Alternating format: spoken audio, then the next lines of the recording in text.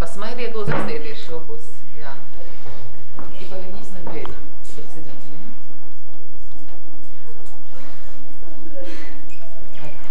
Хорошо. Все. Только тот момент.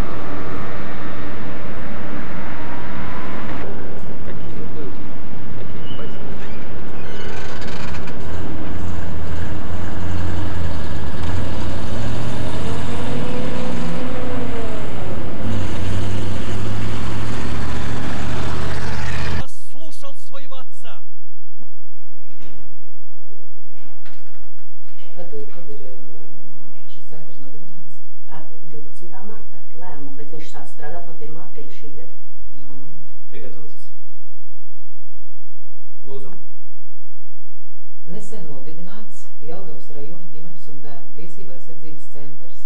Tā vadītāja Astrīda Kroģere. Sakiet, lūdzu, еще раз начнем, да? Но на заведующей, да? Да. Так, готовились? Lūdzu. Nesen nodibināts Jelgavas rajona ģimenes un bērnu tiesību aizsardzības centrs. Tā vadītāja Astrīda Kroģere. Viens no finansēšanas avotiem ir labdarība. Kā tā izpaužas jūsu centrā?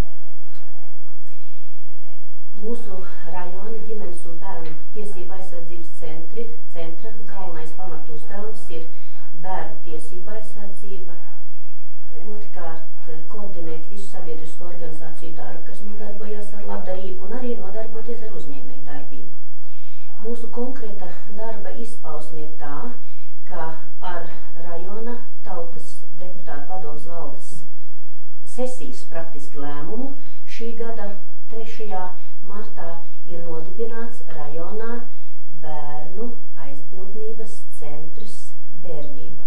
Tas nozīmē, ka šajā centrā tiek ievietoti bērni, kuriem šobrīd ģimenēs nav nodrošināta vecāku aprūpe un audzināšana. Diemžēl ļoti sāpīgi ir šobrīd teikt, ka tie ir bērni, kuriem ir dzīvi vecāki, bet kuru dzīves apstākļi, kādos viņi atrodas, mums spiež domāt par to, ka šie bērni uz laiku no audzināšanas ģimenē ir jāizņem. Centrs mums ir nodibināts uz Elejas pagastu bērnu dārza Kamenīcas bāzes, bet liela problēma ir tā, kā šo centru finansēt. Jo praktiski viena bērna uzturēšana šai centrā gada laikā izmaksā vairāk nekā 16,000 rubļus. Tātad tas nozīmē, ja centrā ir 10 bērni, 160,000 un tā tālāk. Kāda mums ir finansēšanas avoti? Mums centram, zinām, naudas summu izdalīja no rajona budžeta. Tālāk šajā centrā arī ienāk līdzekļi, kuri ar ministru padomes lēmumu tiek novirzīti no tām ģimenēm, apturot naudas izmaksu ģimenei, kurā ir bijis bērns, tātad šam centram. Un treškārt, uz ko mēs ļoti paļaujamies, tā ir labdarība. Un es šodien gribu teikt paldies par atsaucību startautiskai kristīgai misijai Gaisma, kura pirmā atsaucās un kura mums šajā dibināšanas dienā, varētu teikt, pārskaitīja mūsu bankas rēķinā 10,000 rubļus. Par šiem 10,000 mēs praktiski nopirkām daļu bērnu apģērbu, lai apģērbtos bērnus, kur patreiz atrodas centrā. Un šobrīd centrā ir 7 bērni, bet diemžēl nepieciešamība ievietot tur parādās ikdienu. Nu, ko es gribētu teikt, varbūt mēs ar šo starptautisko firmu domājam arī tālāk sadarboties. Mēs domājam, ka viņi mums tālāk arī sniegs palīdzību. Varbūt vēl var būt tāds darba formas, kad viņi palīdzēs mums ārzemēs meklēt sponsors, kas turpmāk ar atsevišķām ģimenēm, atsevišķām ģimenēm sniegs palīdzību, jo, diemžēl, maznodrošināto ģimeni mums ir pietiekoši, un rajonā ir 112 ģimenes, kurās ir vairāk par 5 bērniem. Šobrīd šajos apstākļos viņiem ļoti grūti izdzīvot. Un es šodien, izmantojot iespēju, griežos pie visiem labiem cilvēkiem, ne tikai mūsu rajonā. Arī bez šīs starptautiskās firmas, arī mūsu rajona organizācijas mums ir palīdzējušas.